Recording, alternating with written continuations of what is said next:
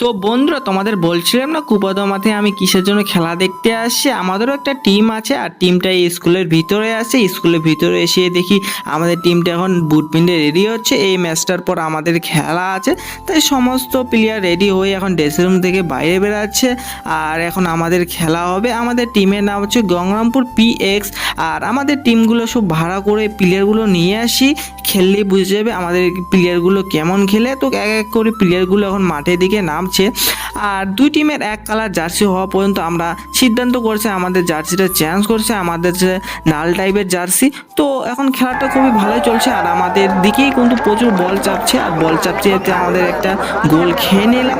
দেখা যাক আমাদের প্লেয়ারগুলো কি করে গোল দিতে পারে কি না, আর ম্যাচটা ড্র করতে পারে কি না।